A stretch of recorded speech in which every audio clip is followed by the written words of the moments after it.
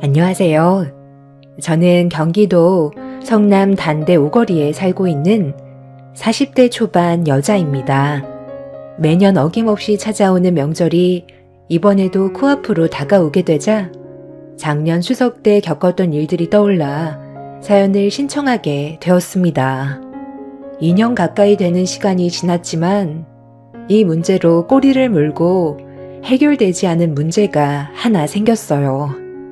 시댁 집안에 문제가 생긴 건 동서가 저를 대하는 잘못된 행동들이 불화를 만들었고 점점 상황이 커지게 되자 참고 있던 시부가 결국 폭발을 하게 되었죠. 지금부터 제가 어떤 일을 겪게 되었는지 여러분들께 이야기를 풀어보도록 할게요.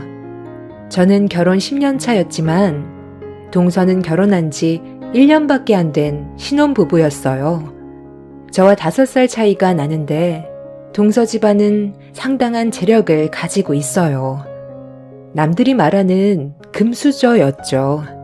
반대로 저는 평범한 집안이었지만 그래도 부족함 없이 살아왔었습니다. 시댁 집안 또한 동서처럼 엄청난 부를 소유한 건 아니지만 중산층 정도는 될 것 같습니다. 동서 집안에선 당연히 시동생을 사위로 받아주지 않았어요. 워낙 재력 차이가 심하다 보니 여러 가지로 마음에 들어하지 않았었는데 결혼을 할 수밖에 없었던 결정적인 이유는 동서의 임신이었고 이 문제로 어쩔 수 없이 시동생과의 결혼을 허락받을 수 있었습니다. 그런데 워낙 잘 사는 집안에 장가를 가게 된 시동생은 동서와 살면서 삶의 질이 달라지게 되자 짧은 시간에 성격도 변해선 결혼 전에 봤었던 착한 모습은 전혀 찾아볼 수가 없었어요. 동서 또한 워낙 곱게 자라왔었기 때문에 시댁에 오는 것 자체를 별로 좋아하지 않았습니다. 워낙 삶의 질이 달랐던 동서의 태도는 가족 모두를 당황스럽게 만들었어도 환경이 너무 달랐던 터라 그냥 좋게 넘어갈 수밖에 없었어요. 그렇게 어찌어찌 1년의 시간이 지나는 동안 명절을 단 한 번도 보낸 적 없었던 동서와 시동생에게 얼굴을 봐야 할 것 같았는지 시모가 미리 시동생에게 전화를 했었는데 추석 명절 때에도 해외여행 계획이 되어 있다면서 시댁에 올 생각을 전혀 하지 않았습니다. 시동생은 항상 명절 때만 되면 제일 먼저 찾아와서 집안일을 도와줄 정도로 정말 착한 시동생이었는데 동서와 살면서 예전의 모습은 조금도 찾아볼 수 없을 만큼 다른 사람이 되어 있었어요. 시모가 전화를 했는데 망설이지 않고 시댁에 오지 않겠다는 말을 했을 때 가족 모두 상처를 크게 받게 되었죠. 시동생의 한마디에 너무 큰 충격을 받은 시모는 아무 말도 하지 못했고 눈시울이 붉어져 오길래 남편이 시모의 전화기를 빼서 큰 목소리로 한마디 했었지만 콧방귀도 끼지 않았어요. 동서가 시댁에 오는 걸 싫어한다면서 나중에 시간 될 때 자리 만들 테니 그때 식사나 같이 하자는 충격적인 말을 꺼내게 되었고 수화기를 통해 들려오는 시동생의 변해버린 모습에 저까지 당황을 했는데 남편은 결국 감정 조절을 하지 못하고 화를 터뜨렸어요. 너 결혼식 올리고 나서 지금까지 단 한 번도 가족 얼굴 안 본 거 알아? 도대체 뭐 하자는 거야? 돈 많은 집안에 결혼하니까 눈에 뵈는 게 없냐? 아, 무슨 말을 그렇게 해? 정신없이 살다 보면 얼굴 못 볼 수도 있는 거지. 이제 결혼한 지 1년 지났어. 누가 보면 10년간 얼굴 안 보고 산 사람들인 줄 알겠네. 출산도 했다며. 사진 한 장 딸랑 보내는 건 무슨 경우야? 너 정말 많이 변한 거 알아? 아무리 돈 많은 집에 장가를 갔다 해도 해야 될 도리는 하면서 살아야지. 무슨 도리? 가면 일밖에 더 해? 그리고 사진으로 내 아들 얼굴 보여줬으면 된 거 아니야? 우리 집에서 일해주는 아줌마들이 알아서 돌봐주기 때문에 도움 필요 없어서 부르지 않은 거고, 재영이가 우리 집안 식구들 오는 거 별로 안 좋아해. 나중에 여유 생겼을 때 식당에서 얼굴 보기로 했으니까 그냥 좀 기다리면 안 돼? 이리 좀 내놔봐라. 너 정말 엄마 얼굴 안 보고 싶어서 그런 거야? 지금 다들 얼마나 많은 상처를 받았는지 알아? 돈 많은 집안에 장가 가니까 이제 더 이상 가족은 필요 없다고 생각하는 거니? 너 왜 이렇게 많이 변한 거야? 엄마가 지금 너 때문에 얼마나 힘든 시간을 보내고 있는 줄 알아? 아이 진짜 거의 40 가까울 때까지 지긋지긋하게 얼굴 봤는데 고작 1년 안 봤다고 이러는 거예요? 저 신혼이에요. 재영이 만나서 인생 좀 즐기고 싶다는데 그게 배 아파요? 너 임마 지금 말 다 했어?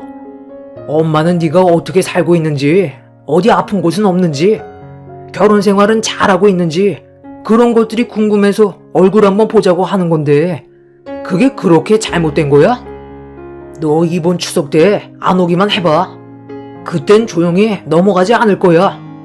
아버지가 지금 얼마나 화가 많이 나셨는지 알아? 여보세요? 아주버님, 제가 옆에서 전부 듣고 있었는데요. 말하는 게 좀 지나친 것 같아서 저도 할 말은 해야 될 것 같아요. 때 되면 꼭 얼굴 봐야 되는 거예요? 결혼해서 새 살림 차렸으면 하고 싶은 대로 하면서 살게 놔두면 되는 거지. 언제까지 이 사람을 어린애 취급할 건데요? 제발 다들 적당히 좀 하세요. 한두 살 먹은 나이도 아니고 알아서 앞가림 할 거고 잊을만 할 때 얼굴 보여줄 테니까 제발 그만 좀 하라고요. 이런 영양가 없는 대화가 얼마나 시간이 아까운 줄 알아요? 저는 시간이 돈인 사람이라고요. 하루가 부족할 정도로 바쁘게 살고 있는데 쓸데없는 곳에 시간을 낭비하면서 살고 싶지 않아요.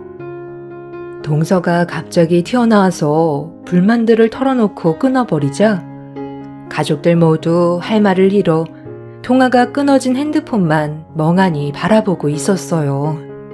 다들 당황해서 어떻게 해야 할지 몰라 서로 바라만 보고 있었습니다. 시동생과 대화하고 있는데 동서가 갑자기 튀어나올 거라곤 누구도 예상하지 못했거든요. 그런데 옆에서 모든 통화를 듣고 있던 시부가 시동생과 동서에게 화가 많이 났는지 평생 얼굴 보고 싶지 않다면서 다시는 연락 같은 거 하지 말라며 분노하셨습니다.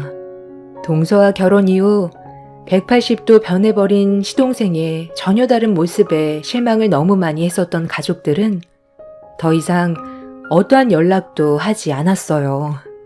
그날 이후 가족들은 정신적으로 많이 힘들었는지 예전과 다르게 분위기가 처져 있었고 시동생에게 연락이 올 거라는 기대조차 하지 않고 지냈었는데 명절 당일 가족 모두 모여 있는데 상당히 비싸 보이는 고가의 외제 차량 한 대가 대문 앞에 주차하더니 동서와 시동생이 차에서 내리고 있었습니다. 며칠 전까지만 해도 오지 않겠다며 전화통화로 난리를 쳐놓고 아무렇지도 않게 마당으로 걸어오고 있는 시동생 내외를 보고 있는데 반갑거나 좋은 시선으로 바라볼 수는 없었어요. 아휴, 이게 집이야?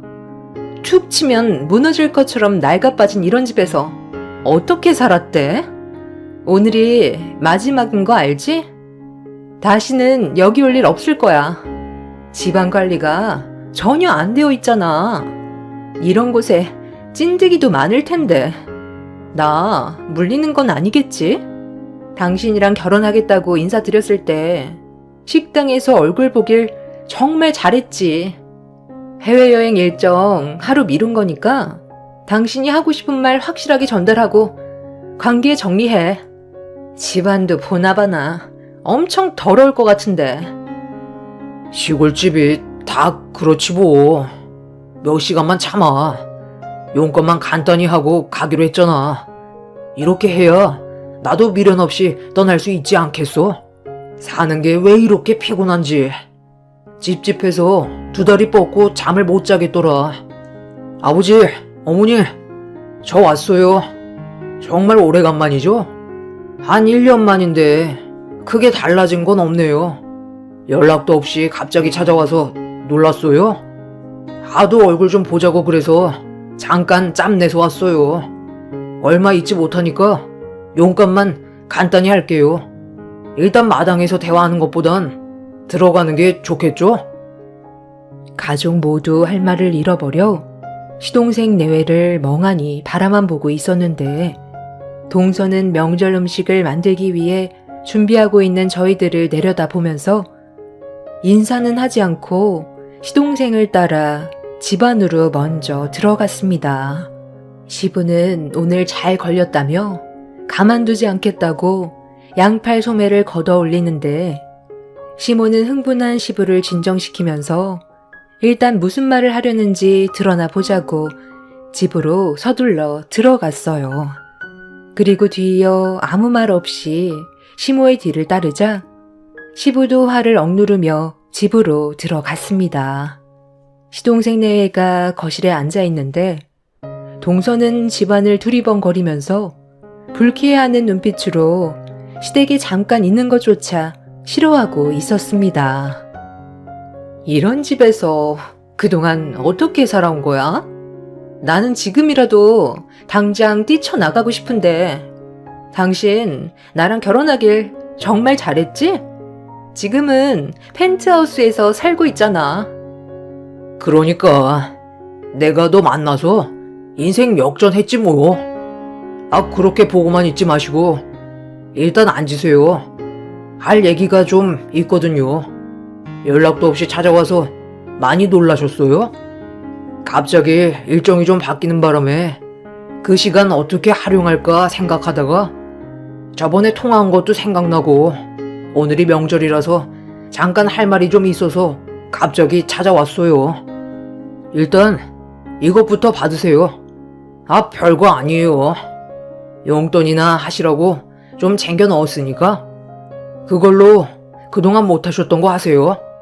여행도 좀 다니시고요. 이제 농사일 같은 거 그만해도 되잖아요. 지겹지도 않으세요? 아니면 이 낡아빠진 집 처분하고 시내로 들어오시던지 하면 되겠네요. 잘 지내고 있는 얼굴 봤으니까 이제 됐죠? 너 지금 뭐 하자는 거야? 혼자 멋대로 찾아와서 돈 봉투 올려놓으면 끝인 거야? 도대체 1년 동안 뭘 어떻게 살아왔길래 이렇게까지 변한 거야? 원래 사람은 환경에 맞게 변화되게끔 만들어진 거 아니에요?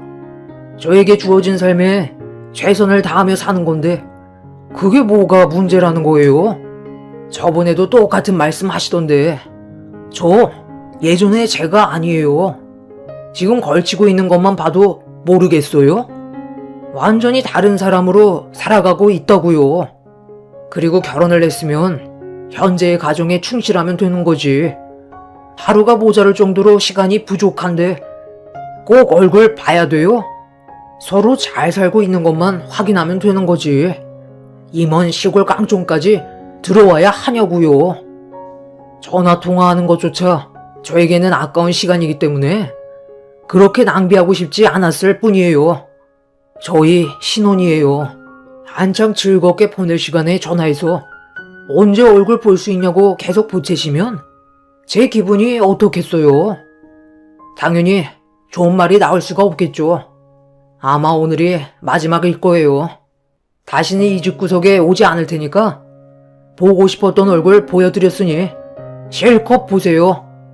온 김에 그래도 엄마가 해준 명절 음식 한 숟갈은 뜨고 가야 하지 않겠어요?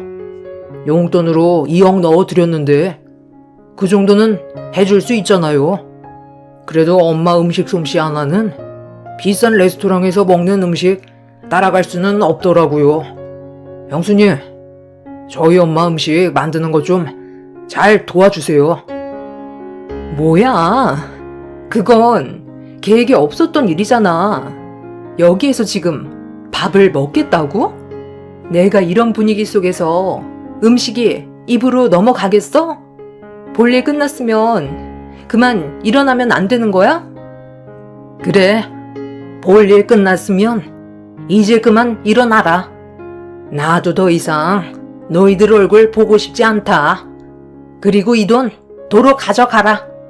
우리 집안이 거지 집안도 아니고 이딴 돈 구걸하려고 전화한 줄 알아? 내 눈앞에서 썩 꺼져라. 앞으로 네가 어떻게 살든 절대 신경 안 쓸 테니까 2번 다시 연락하지 말거라. 시모가 자리에서 일어나자 시부는 거실 테이블에 올려져 있던 돈 봉투를 주워들어 시동생의 얼굴에 던져버렸어요.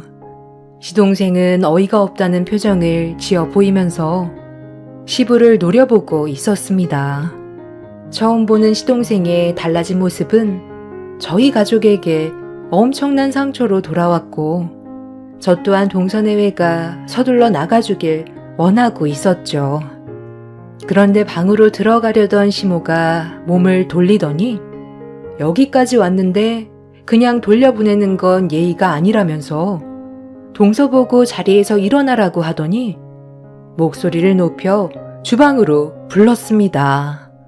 동서는 귀찮다는 얼굴로 툴툴거리면서 자리에서 일어나 주방으로 향하길래 혹시라도 무슨 일이 생기게 될까봐 저도 주방으로 따라 들어갔어요. 네가 우리 집안의 며느리로 들어왔다면 기본적으로 해야 될 도리는 하는 게 맞는 거다. 며느리가 됐으면 당연히 명절 음식 정도는 해봐야 되지 않겠어? 네? 저보고 지금 이 좁아터진 주방에서 전을 부치라고요? 지금까지 살면서 제 손으로 음식 만들어 본 적 단 한 번도 없는데요? 저 그냥 집으로 돌아갈게요. 어딜 돌아가? 돌아오는 건 마음대로 들어왔겠지만 나가는 건 내 허락 없이 절대 안 된다. 머리채 뜯기고 싶지 않으면 시키는 대로 해라. 알겠니? 시모는 동서에게 앞치마를 던지더니 뒤집개를 강제로 손에 쥐어줬어요. 그리곤 저에게 전 부치는 방법 좀 알려주라면서 주방에서 나가셨는데 혈압이 많이 오르셨는지 휘청거리시며 방으로 들어가셨습니다. 동서는 화가 잔뜩 올라온 얼굴로 흥분을 가라앉히지 못했고 시동생이 뭐 하는 거냐고 소리를 지르자 남편과 시부가 더 큰 목소리로 시동생에게 화를 냈어요.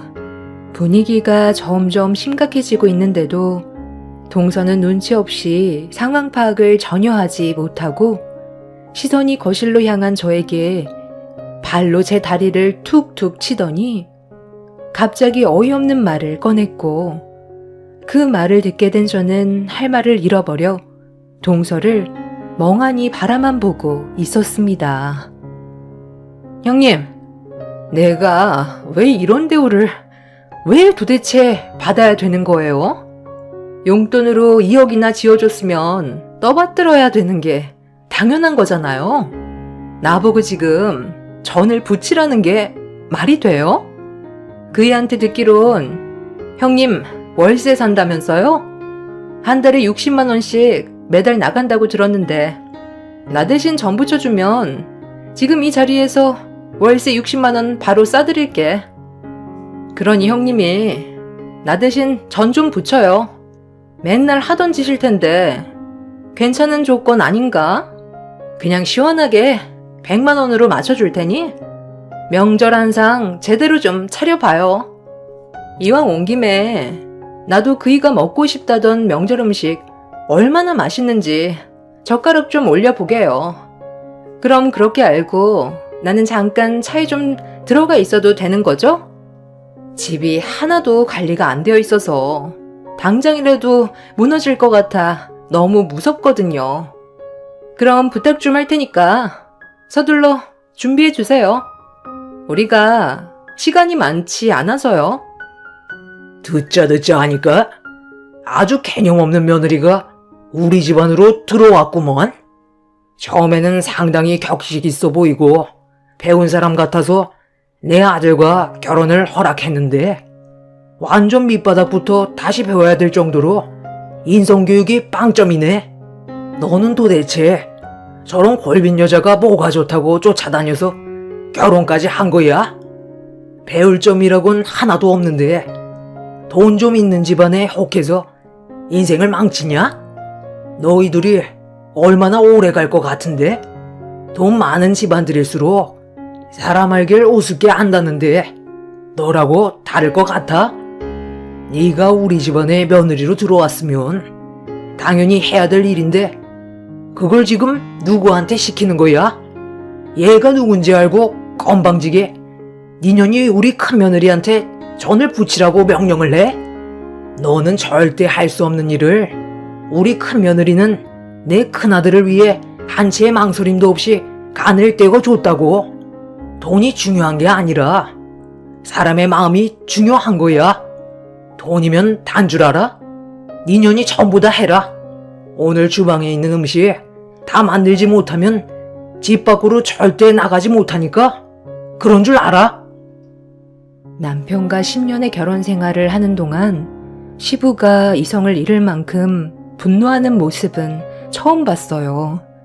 5년 전쯤에 남편이 강경화로 상당히 힘든 시기를 보낸 적이 있었는데 그때 제가 신체 일부분을 떼어 남편에게 준 적이 있었어요.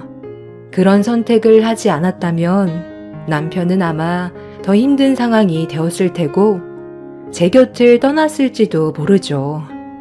시부모님은 이런 제 결정에 고마워했었고 대단하게 생각하셨어요. 어찌 보면 피 한 방울 섞이지 않은 남인데 부부의 연을 맺었다는 이유 하나로 남편한테 간을 내어준다는 게 쉬운 건 아니잖아요. 수술 이후 저 또한 예전보다는 건강이 많이 약해져서 무리하지 않는 선에서 시모를 도와 집안일을 했었는데 동서가 도와달라는 것도 아니고 돈을 줄 테니 주방일을 저 혼자서 다 하라는 말에 시부는 화가 머리끝까지 올라와 버려 분노를 가라앉히지 못하셨어요. 동서는 시부의 기에 눌려 어쩔 줄 몰라 하고 있었고 시동생은 동서한테 뭐라고 한마디 했다고 시부에게 온갖 막말을 퍼부었습니다. 결국 남편이 시동생의 얼굴에 주먹을 날렸고 시동생 또한 남편을 향해 주먹을 올렸습니다. 순식간에 아수라장이 되어버리자 방에 들어가 있던 시모는 시동생 내외한테 소리치며 다시는 어떠한 연락도 하지 말라고 밖으로 쫓아내 버렸어요. 시동생은 자신을 밖으로 밀고 있던 시모를 옆으로 강하게 밀치더니 거실 테이블에 올려져 있던 돈봉투를 다시 주워들더니 더러운 집구석 다시는 오고 싶지 않다면서 바닥에 침을 뱉은 뒤 동서를 데리고 집 밖으로 나가 버렸습니다. 시동생에게 밀쳐져 옆으로 넘어진 시모는 오열을 했고 순식간에 벌어진 상황들에 정신적인 충격이 상당했는지 시부와 남편도 그 자리에 주저앉아 넋이 나간 얼굴을 하고 있었어요. 그렇게 한바탕 난리가 난 이후 시동생 내외에게는 일절 연락 한 통이 없었어요. 그런데 해가 지나 다음 설 명절에 저희 가족들끼리 조용하게 지내고 있었는데 갑작스런 전화 한 통이 엄청난 충격을 가져오게 되는 일이 있었습니다. 난리를 치고 떠난 시동생이 동서와 잘 먹고 잘 사는 줄 알았는데 그와 전혀 반대되는 삶에 놓였다는 걸 알 수 있었어요. 시동생의 건강에 적신호가 켜졌고 도움을 요청한 시동생의 한마디에 시부는 조금의 망설임도 없이 전화를 끊어버렸습니다. 절대로 도와줄 일 없을 거라고 말은 그렇게 하셨지만 눈동자는 현재의 상황이 상당히 혼란스럽다는 걸 보여주고 있었습니다. 시동생은 충격적이게도 신장암으로 이미 심각해질 정도까지 문제가 커진 상태였어요. 서둘러 기증을 받지 않는다면 돌이킬 수 없을 정도로 안 좋은 몸 상태를 가지고 있었습니다. 알고 보니 신장이 90% 이상 망가질 때까지는 통증이 나타나지 않아 건강상 알아차리기가 힘들다는 걸 알 수 있었습니다.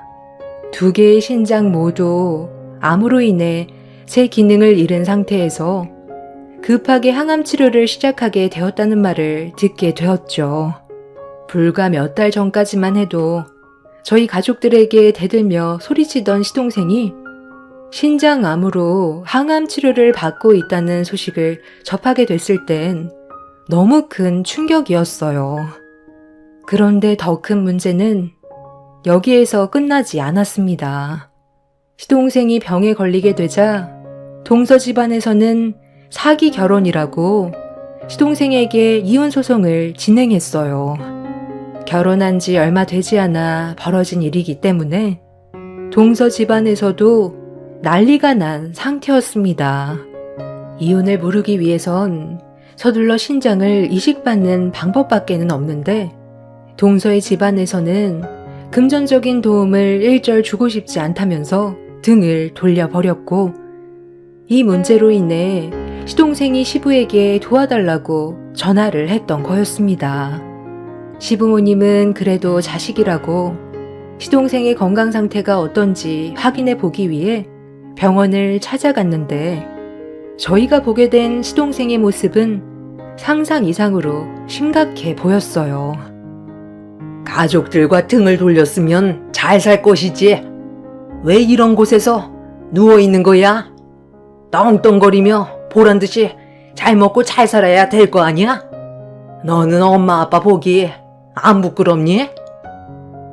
제가 두 분께 무슨 말을 할 수가 있겠어요. 못난 아들 철없이 굴어서 정말 죄송합니다. 그저 돈 걱정 없이 사는 삶이 너무 행복했었어요. 돈에 취해 기본적으로 당연히 해야 될 것들도 하고 싶지가 않았어요. 그래서 두 분의 말에 귀를 닫아버린 것 같아요. 이제 와서 생각해보니 제 자신이 너무 한심해요. 아, 때마침 오셨네. 어떻게 얼굴 보고 얘기해야 되나 고민이 많았었는데 전부 다 한자리에 모였으니까 본론만 얘기할게요. 저 이 사람과 이혼 도장 찍었어요. 지금도 진짜 화가 많이 나지만 그래도 제가 사랑했던 사람이고 잠깐 같이 살면서 정도 많이 들었기 때문에 조용히 넘어가 주는 거니까 저한테 감사해야 될 거예요. 저희 부모님이 저 사람 상대로 소송 걸겠다고 했을 때 저도 그렇게 하고 싶었지만 저희 둘 사이에서 태어난 아이 때문에 최대한 좋게 해결 보려 했던 것 뿐이에요. 저기요, 이제 들어오셔도 돼요. 아줌마, 저분한테 아이 건네주세요. 곰곰이 생각해 봤는데요. 아이가 있으면 제가 새 출발하는데 문제가 생기잖아요? 어머님, 손자 얼굴 처음 보죠? 그리고 이거 받으세요. 앞으로 아이 키우면서 들어갈 양육비 넣어드렸어요. 그 정도면 그래도 많이 드렸다고 생각해요. 나머지는 어머님 가족분들이 알아서 하셔야죠. 저 혼자 짊어질 수는 없잖아요? 그냥 깔끔하게 손 털고 싶어서 그런 거니까 서로 조용히 처리하자고요. 소송 안 한 것만도 감사하게 생각하세요. 저희 부모님이 지금 화가 머리끝까지 올라오셨다고요. 저 인간이 글쎄 저한테 뭐라고 한 줄 알아요?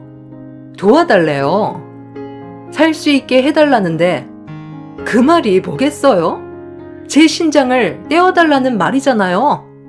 이식받지 않는다면 오래 살아갈 수 없다던데요. 이식자 대기도 많아서 차례 기다리다 세상 떠날 수 있다던데. 문제는 이식을 해준다 해도 몸에 이미 전이가 되어 있으면 하나마나인데 왜 제 몸 아파가면서까지 신장을 나눠줄 수는 없죠. 괜히 일 크게 만들지 말고 조용히 정리하자고요. 저희 부모님 잘못 건들면 어머님 집안 뼈도 못 추리는 거 알고 있죠? 돈이면 뭐든 할 수 있는 세상인데 저희 부모님 심기 불편하게 만들었다가 틀어지기라도 한다면 상당히 골치 아파질 거예요. 제가 그 아이를 어머님한테 건네드린 이유도 저희 부모님이 고아원에 보낸다는 거 겨우 말려서 데리고 온 거예요. 이번만큼은 눈치껏 행동하셨으면 좋겠어요. 그래야 뒤탈이 없거든요. 그럼 저는 할 말 다 했으니 그만 돌아가 볼게요. 가족분들 중에 신장 이식해줄 사람이 있을까 몰라? 당신이 그 난리를 치고 떠났는데 자기 신체를 떼어줄 사람이 과연 있을까? 시모는 손주를 품에 안은 채 병실 밖으로 나가는 동서를 덜덜 떨면서 바라만 보고 있었어요. 저희 가족 모두 상황 파악을 하기 위해 머릿속 정리를 해야 될 필요가 있었습니다.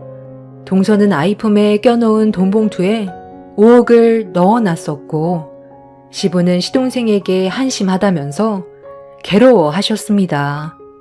시모 또한 정신적 충격에 아무 말도 못하고 있었어요.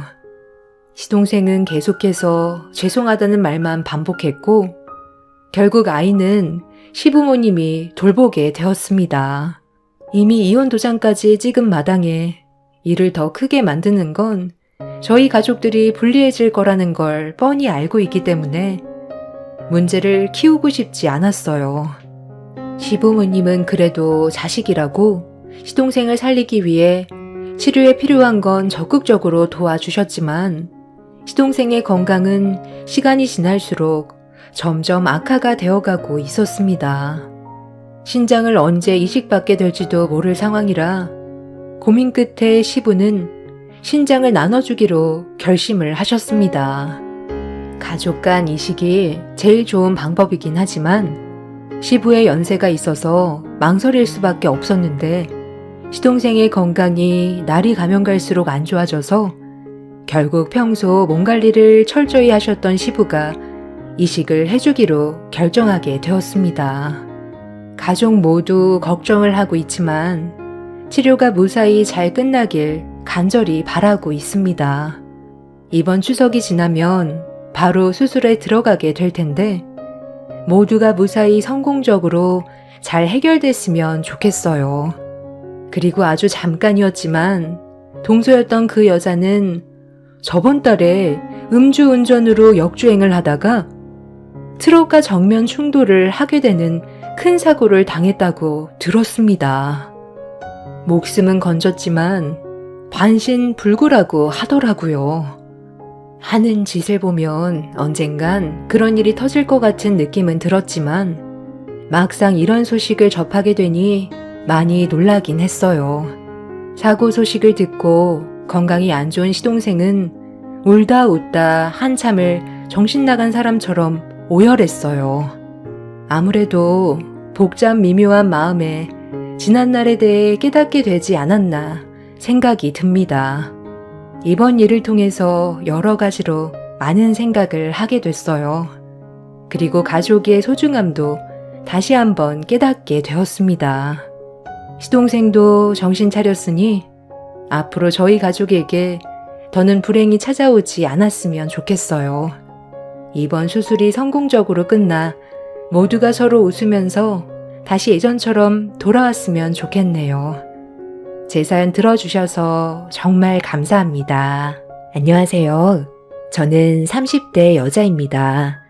지금 너무 혼란스럽고 도저히 믿을 수 없는 상황들 때문에 사연을 신청하게 되었습니다. 저 혼자선 감당할 수 없을 정도로 너무 큰 충격을 받아서 그런지 아직까지도 온몸이 진정이 되지 않고 있어요. 수전증 마냥 키보드 위에 올려놓은 손이 떨려오고 있는 중이지만 용기 내서 현재 제 상황에 대해 풀어보도록 하겠습니다. 남편과 결혼 생활을 한 지 2년 정도 되었는데요. 시댁 식구들과 전혀 문제되는 건 없었고 완만한 관계를 유지해오고 있었어요. 남들처럼 평범하게 살아오던 제 삶에 갑자기 변화가 찾아온 건 어느 날 아주버님이 결혼할 여자가 생겼다는 말을 듣게 됐을 때부터였어요. 하버드 출신의 외국에서 꽤 이름 있는 회사에 근무를 하다가 최근에 국내로 들어와 새로운 사업을 시작하고 있는 중이라며 상당히 능력이 좋은 여자와 결혼을 하겠다는 말을 꺼냈었죠. 아주버님의 나이가 저와 10살이 넘게 차이가 나는 편이라 상당히 늦은 나이에 결혼을 하게 되는 거였지만 그래도 좋은 분을 만나 결혼까지 바라보는 모습을 보니 정말 신기하더라고요. 평생 결혼은 안 할 것 같았던 아주버님이 여자를 데려온 것도 놀랄 일이었죠. 오로지 일밖에 모르는 성격이라 온 가족이 아주버님의 말을 들었을 때 입을 다물지 못했었어요. 아주버님의 삶은 성공적인 인생이었는데도 결혼은 생각조차 하지 않았어요. 가족들과 함께 시간을 보내는 걸 더 중요시 생각했었고 자기 개발에 더 많은 시간을 투자했던 사람이라 결혼은 아예 관심조차 없는 줄 알았습니다.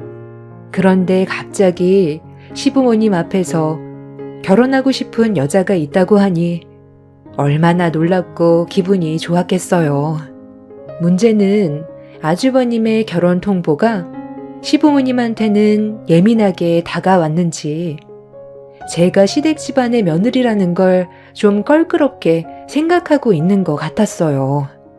평소와 다른 분위기와 시댁 식구들의 태도에 저 또한 그런 점들이 서운하게 다가왔었습니다. 하지만 최대한 내색하지 않았어요. 그동안 힘들게 쌓아왔던 시댁과의 관계가 무너지는 걸 원하지 않았던 저는 여러 가지 상황들을 최대한 좋게 해결하려고 했어요.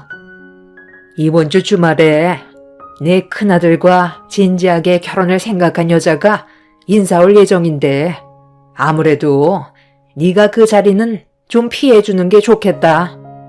우리 집안의 며느리가 될 사람이 하버드 출신이라는데 너는 중졸밖에 안 나왔으니 그걸 안 좋은 시선으로 볼 수도 있을 거 아니야. 사람마다 생각하는 게 달라서 그런 것들을 흠으로 생각할지도 모른다. 너 하나 때문에 우리 큰아들 결혼하는데 걸림돌이 되는 걸 원하지 않아서 최대한 조심하려는 거니. 시엠이 말에 불만을 안 가졌으면 좋겠구나. 서로 얼굴 붉히는 것보단 이해해주면 좋잖니.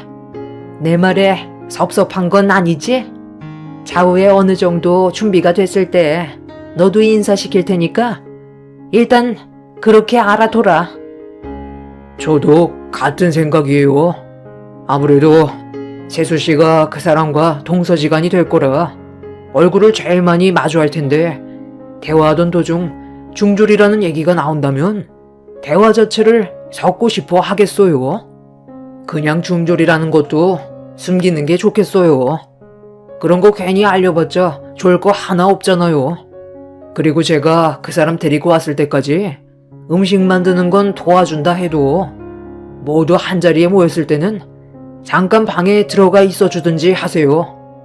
그 사람이 남들 보는 시선 같은 걸 상당히 예민하게 생각하고 있어서 재수 씨가 가족도 없고 그동안 홀로 살아왔다는 걸 알게 된다면 저와의 결혼에 대해 다시 생각해 볼 수도 있을 거예요. 그러니 좀 불편하더라도 결혼식을 올리기 전까진 투명 인간처럼 우리 집안에 없는 사람처럼 지내는 게 좋겠네. 기분 나쁘거나 하진 않죠. 서운하게 생각하지 말고 결혼하기 위한 절차니까 재수 씨가 이해 좀 해줘요. 나 그동안 일만 하고 살았어요. 여자 하나 제대로 만나본 적 없이 성공을 위해 앞만 보며 달려왔고 벌써 나이가 40이 넘어버렸는데 남은 인생 나도 사랑하는 사람과 새로운 출발을 해야 되지 않겠어요? 이 모든 게 가족을 위해서다 생각하고 재수 씨가 적극적으로 도와줘요. 이 사람이 마음이 얼마나 넓은데 그런 걸로 서운해하는 거 절대 없으니까 형 결혼하는 데나 신경 써. 미안한데 당신 밥 다 먹었으면 자리 좀 비켜줄래?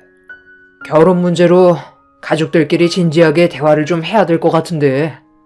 당신을 무시하려는 게 아니라 내가 우리 가족들과 개인적으로 대화를 좀 하고 싶어서 그래. 제 인생에 흠이 많아서 그걸 시댁 식구들은 불편해하고 있었어요.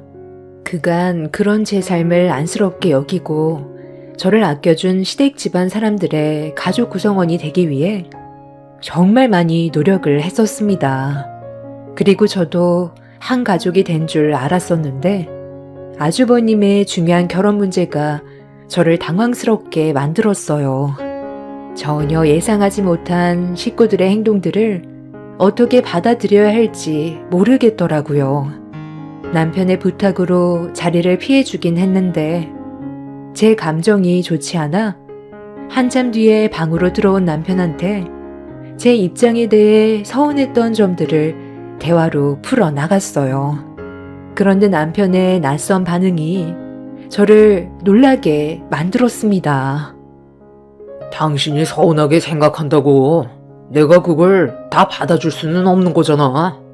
우리 엄마가 얘기한 건데 내가 반박할 수도 없는 거고 그날 하루 일단 조심해 달라는 건데 그게 불만이야? 우리 가족이 지금 얼마나 예민한지 알고 있지? 이럴 땐 서로가 이해해주고 노력해야 되는 거라고. 어떤 상황인지 당신이 알지 못하는 것들이 많다니까. 그래, 나도 어머님이 무슨 말씀을 하셨는지 다 이해하고 있어. 그런데 다들 평소와 너무 다른 모습이라 내가 어떤 식으로 행동을 해야 될지 모르겠더라고. 그냥 시키면 아무 말도 하지 말고 불만도 가지지 말고 하라는 대로 하면 되는 거야. 그동안 그렇게 살아왔잖아. 평소와 다를 거 전혀 없어. 그저 당신이 식사 자리에 함께하는 것만 잠깐 피해달라는 거잖아. 어려운 거 없는데 이것 가지고 서로 불편하게 만들 거야? 당신이랑 내가 하루 이틀 살아갈 것도 아니고 앞으로 평생 얼굴 보고 살아야 되는데 우리 형 결혼식 당신 때문에 파투라도 나면 나랑 웃으면서 지낼 수 있겠어? 당신은 낄 때 끼고 빠질 때 빠져주면 되는 거야. 그게 어려운 건 아니잖아. 나 내일 아침 일찍 나가봐야 돼. 대충 무슨 말인지 알아들었지? 형 결혼 문제로 서로 예민하니까 조용히 따라줘. 남편도 평소와는 너무 다른 모습으로 저를 대하는데 이런 상황들이 적응이 되지 않더라고요. 저를 등지고 누운 남편의 얼굴에는 아주버님의 결혼 문제로 근심이 가득해 보였습니다. 모두가 원하고 있는 걸 서운하다는 이유 하나 때문에 집안 분위기 망치고 싶지 않아 그냥 시키는 대로 하는 게 좋을 것 같았어요. 그게 서로 얼굴 붉히지 않는 일이고 남편 말대로 앞으로 함께 살면서 좋은 관계를 유지할 수 있는 유일한 방법인 것 같았습니다. 저보다 손이 동서로 들어올 예비 형님이 어떤 사람인지 궁금했었지만 그런 거 하나 일절 물어보지 않았어요. 괜히 또 얼굴 붉히는 일이 생기게 될까봐 눈치만 보면서 생활을 하게 되었습니다. 한 지붕 아래 가족 모두가 함께 사는 건 여간 어려운 게 아니었지만 시무와 남편이 원해서 시댁에 사는 걸 결정했었는데 처음으로 그 결정에 대해 후회하는 일이 있었어요. 어머님, 지금 뭐 하시는 거예요? 다락방에서 뭐 찾는 거라도 있으세요?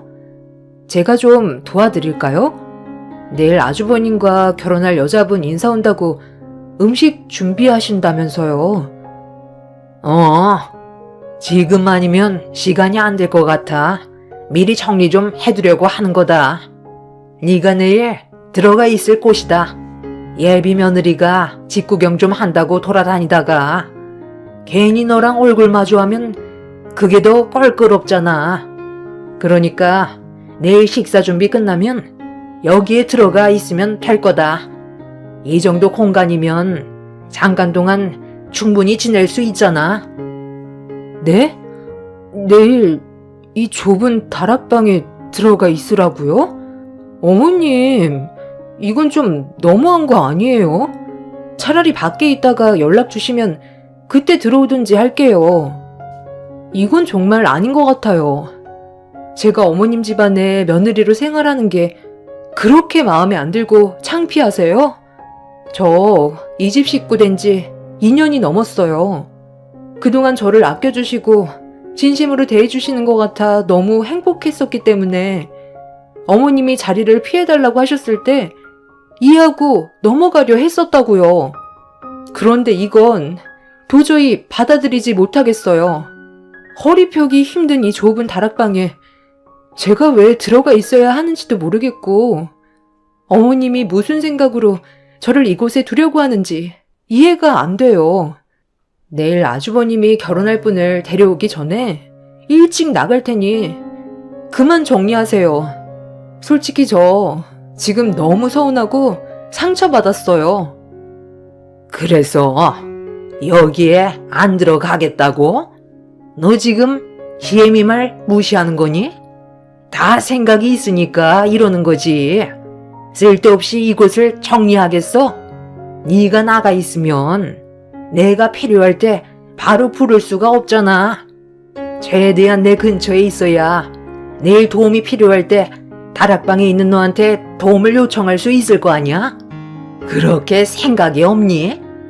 며칠 전에 내가 분명 얘기했을 텐데 쓸데없는 생각하지 말고 시키는 것만 잘하면 된다고 말했던 거 기억 안 나?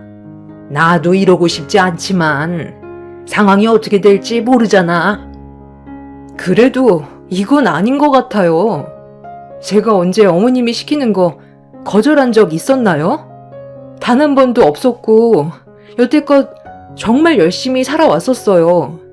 제가 많이 부족하다는 걸 알기 때문에 어머님이 저를 며느리로 받아주셨을 때 너무 감사했었고 가족 구성원이 된 만큼 실망시켜드리고 싶지 않아 정말 열심히 살아왔었다고요. 그럼 이번에도 그냥 시키는 대로 하면 되지 무슨 말이 그리 많아? 서로 웃고 지내면서 만든 추억은 금방 잊혀지지만 서로의 마음에 상처가 남겨진 건 평생 간다고 그랬다. 이 문제로 너와 내가 상처받아서 평생 얼굴 붉히면서 살았으면 좋겠니? 그런 걸 원하지 않는다면 내일 하루 딱 눈 감고 시애미가 시키는 대로 해라. 시모는 화가 많이 났는지 저에게 처음으로 목소리를 높이면서 강요를 했어요.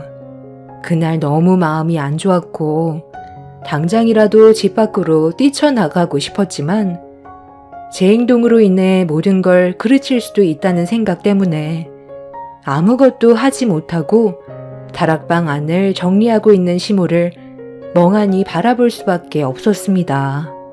이 문제로 퇴근하고 집에 들어온 남편과 진지하게 대화를 이어나갔는데 남편 역시 시모가 시키는 대로 하면 아무 일도 일어나지 않는다고 다락방 안에도 힘들게 청소했으니 그날 하루 눈 딱 감고 시모의 말을 따르길 원하고 있었습니다. 누구 하나 제 편이 없었어요. 저를 친딸처럼 생각해 주신 시부에게 도움을 요청하려 했는데 시부는 저와 단둘이 있는 자리를 만들고 싶지 않았는지 계속 피해 다니고만 있었습니다. 시댁 식구들이 저를 따돌리는 것 같아 기분이 정말 안 좋아지자 그날 잠 한숨 못 자게 되었고 다음 날까지 좋지 않은 감정이 유지가 된 상태에서 아침 일찍 일어난 시모의 옆에서 일손을 도왔습니다. 묵묵히 상차림을 준비하고 있던 시모는 평소와 다른 모습으로 한마디 말도 없이 음식을 만드는데 열중하셨어요. 그렇게 음식이 준비가 거의 다 끝나가고 있는데 아주버님한테 연락이 왔고 거의 다 도착했다는 말에 가족들은 정신없이 분주하게 움직이고 있었습니다. 저는 그 모습을 멍하니 바라만 보고 있었고 뒤이어 초인종 소리가 집안에 울려 퍼지자 시모는 갑자기 제 손목을 콱 움켜쥐더니 다락방으로 끌고 갔습니다. 제가 들어가지 않으려 하자 남편이 뛰어오면서 시모를 도와 저를 다락방 안으로 밀어 넣었어요. 시모는 예비 손윗동서가 될 형님이 갈 때까지 틱소리 하지 말고 있으라며 연락 줄 때까지 다락방에서 나오지 못하게 했어요. 그리고 뒤이어 아주버님과 함께 온 여성분의 목소리가 집안에 울려 퍼졌고 시모와 남편은 급하게 거실로 내려가 인사를 주고받으면서 주방으로 걸어가는 소리가 들렸습니다. 처음 겪어보는 상황이라 어떻게 해야 될지 모르겠더군요. 제가 왜 이런 대우를 받아야 하는지 이해할 수가 없어 다락방에 있는 저 또한 점점 화가 치밀었고 다락방 안이 너무 좁아 답답하게 느껴지자 숨이 턱턱 막혀와 다락방 문을 조심스럽게 열었습니다. 어느 정도 공기가 순환이 되자 그제서야 제 기분이 좀 가라앉을 수 있었는데 주방에서 서로 웃으면서 주고받는 대화 소리가 들렸어요. 그런데 갑자기 웃고 떠들던 대화 소리가 끊기더니 한참 동안 침묵이 흘렀고 좀 전까지 좋았던 분위기와는 전혀 다른 방향으로 흘러가기 시작했어요. 그리고 남편은 예비 형님한테 당장 경찰서에 신고하겠다며 목소리를 높였습니다. 분위기가 심각하게 흘러가는 것 같아 무슨 상황인지 파악을 하기 위해 다락방에서 나온 저는 위에서 주방 쪽을 바라보고 있는데 시댁 식구들과 예비 형님의 대화 내용에 경악을 했고 왜 이런 상황을 만들었는지 그제서야 이해할 수가 있었어요. 지금 이게 뭐 하는 짓이야? 이 사진을 나한테 보여주는 이유가 뭔데? 다시 한번 말하지만 나는 사진 속 여자를 처음 봤고 전혀 모르는 사실이라고. 지금 그쪽이 거짓말할 상황이 아니라는 거 더 잘 알 텐데. 사태 파악을 못하는 것 같은데. 내 전화 한 통이면 그쪽 인생 나락으로 떨어진다는 거 몰라? 그래, 사실대로 말하는 게 좋을 거다. 너 내 큰아들과 결혼해서 뭔 짓을 꾸미려고 한 거지? 내 아들이 그동안 힘들게 쌓아온 노력을 네가 전부 다 빼앗으려 했었다며? 네? 제가요? 중원 씨, 그동안 나를 그렇게 보고 있었던 거야? 내가 지금까지 당신한테 보여줬던 마음은 아무것도 아니었어?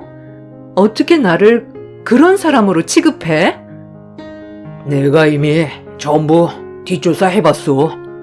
너무 딱 맞아 떨어지는 게 겹치는 부분이 많아서 이상하게 생각했었는데 아닐 거라고 믿고 싶었거든. 그런데 우리가 1박 2일로 놀러 갔을 때 내가 술에 취해 누워있는데 너는 내가 깊은 잠에 빠져있는 줄 알고 누군가와 통화를 했었지? 이게 지금 네가 거짓말을 하고 있다는 증거야. 여보세요? 아, 그래. 지금 술 퍼먹어서 누가 잡아가도 모를 정도로 뻗어 있으니까 걱정 안 해도 돼. 앞으로 내가 하는 얘기 잘 들어.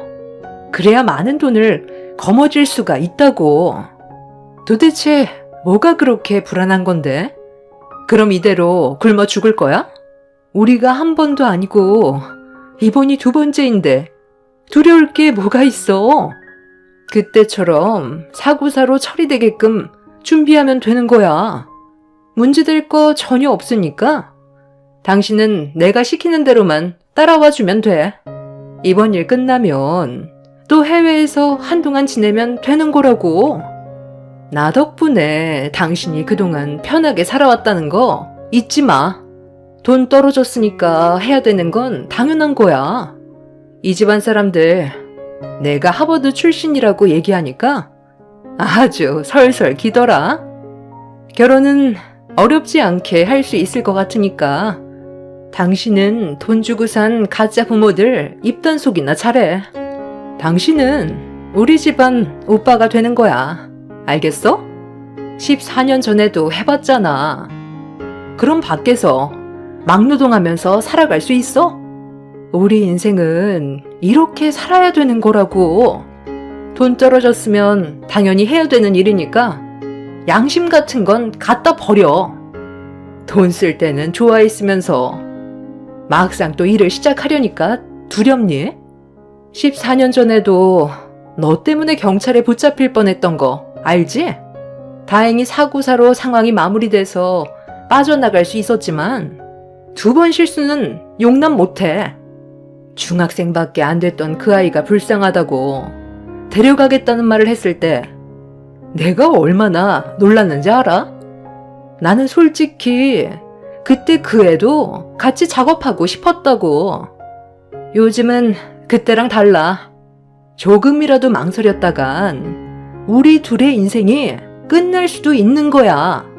다시 한번 말하지만 마음 단단히 잡아. 아주버님과 결혼을 하겠다던 여자가 정체 모를 남자와 통한 내용을 재생시켰는데 온몸에 소름이 돋았어요. 아주버님의 재력이 탐나서 돈을 갈취하기 위해 계획적으로 접근한 것도 충격인데 더 큰 문제는 14년 전에 있었던 일들에 대해 그 여자가 꺼냈던 말들이 제가 겪었던 14년 전의 일과 너무 똑같아 소름이 돋았습니다. 저는 여자의 얼굴을 확인하기 위해 다락방에서 내려와 천천히 계단으로 걸어 내려가고 있는데 아주버님이 하는 말에 그 자리에서 주저앉아 버렸습니다. 내가 왜 너를 이 집에 끌어들였는지 알아? 내 목숨을 앗아가려고 계획을 했다는 걸 용서하고 싶지 않아. 법적 처벌을 위해 데려온 것도 있지만 그것보다 더 중요한 일이 있거든. 14년 전에 네가 한 짓들이 우리 집안의 가족이 된 재수 씨가 겪었던 과거와 너무 똑같았거든. 그래서 확인해 보려고 너를 끌어들인 거야. 이 사진 속에 있는 아이 누군지 알지? 옆에 있는 사람이 그때 당시 너랑 결혼한 사람이었고 그리고 옆에 있는 사람은 너잖아. 여기 사진 속 가운데 있는 아이가 지금은 우리와 한 식구가 된 재수 씨거든. 왜? 사진을 보니까 많이 놀랐어? 네가 저지른 잘못된 행동을 재수 씨는 전혀 알지 못하고 있던데? 14년 전 일이라 경찰들이 단순 사고사라고 해서 그렇게 넘어갔었겠지. 그런데 네가 그 집안의 재산을 전부 다 가지고 해외로 날라 버렸다면서? 이제 좀 솔직해지는 게 어때?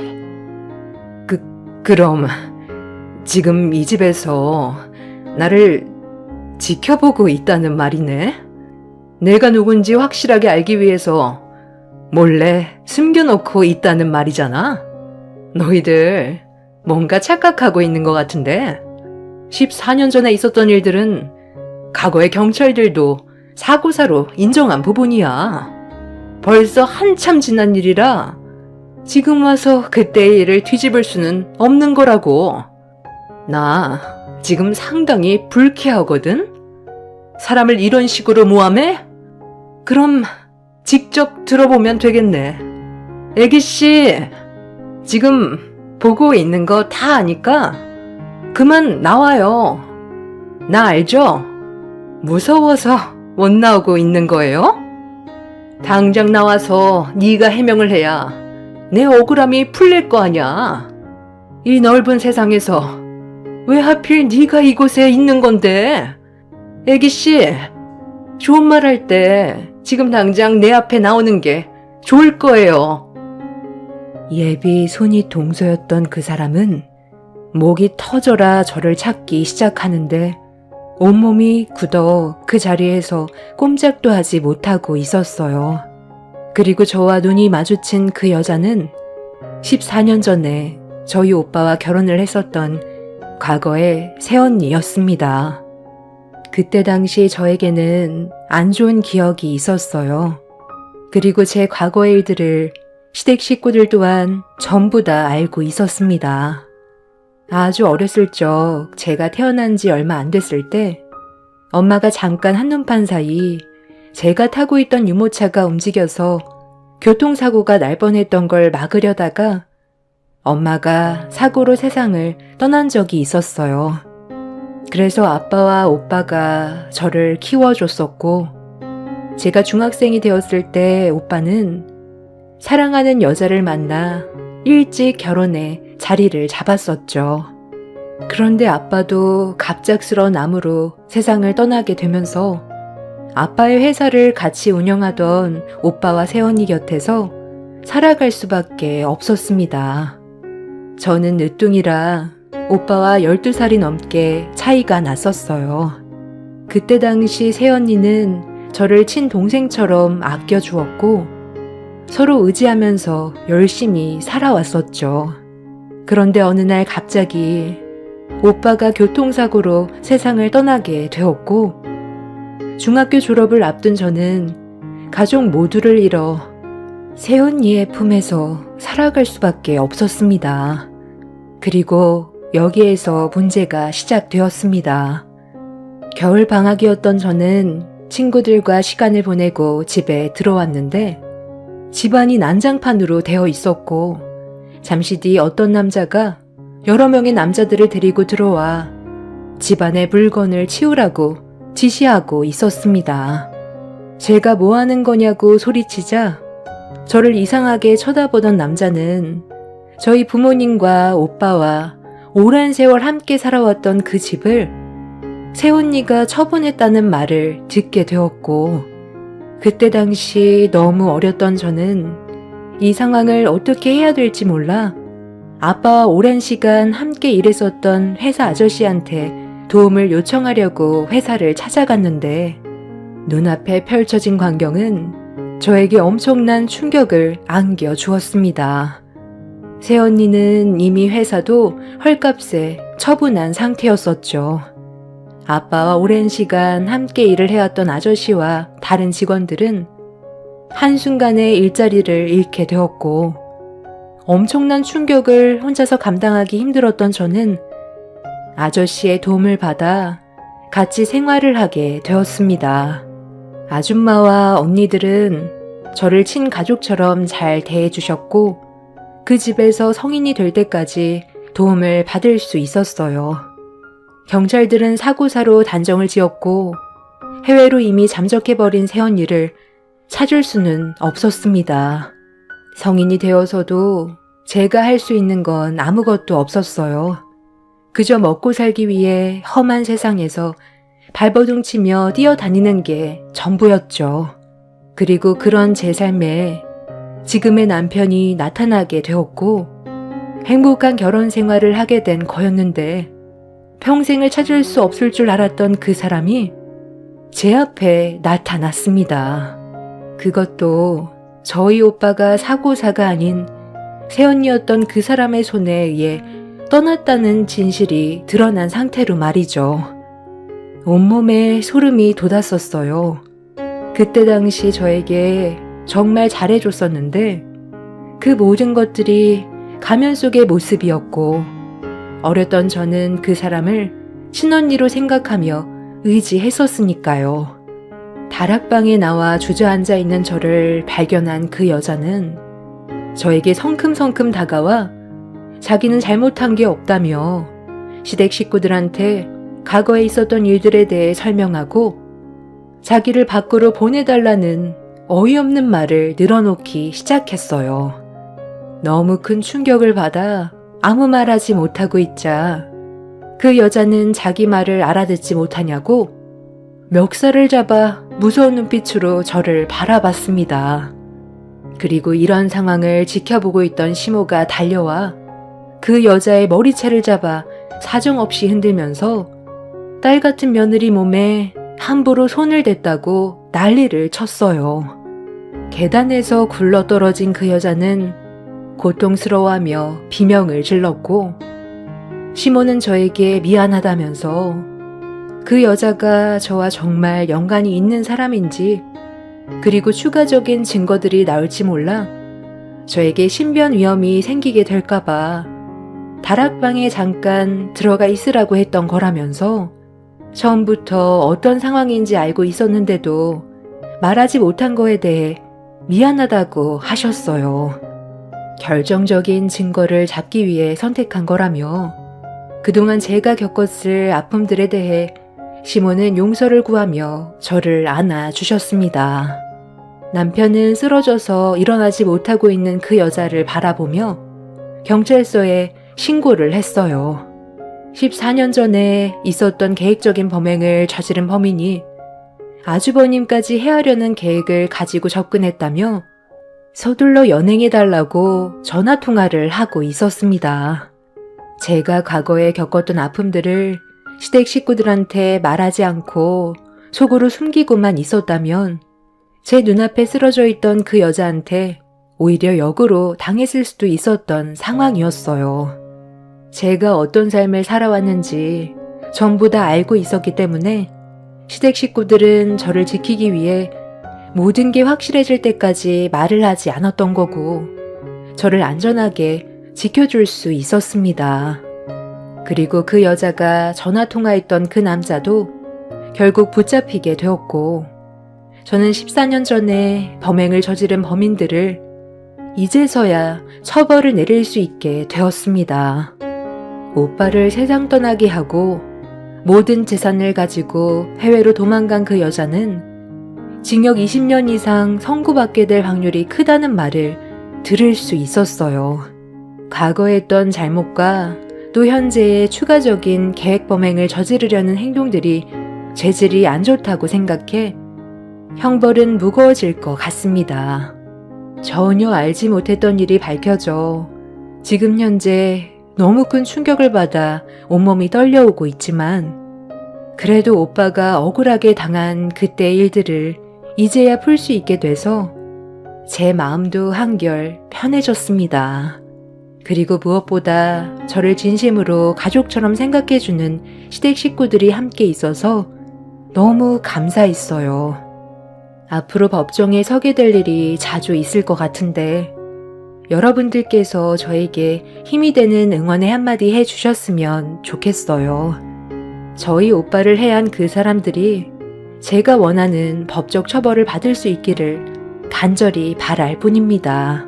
제 사연을 여러분들께 털어놓게 되니 어느 정도 마음의 안정을 찾을 수 있었습니다. 오늘 하루 여러분들의 삶은 슬픔이 아닌 행복만 가득하시길 바라며 법적으로 어떤 결과가 나왔는지 판결이 났을 때 다시 찾아오도록 하겠습니다. 감사합니다.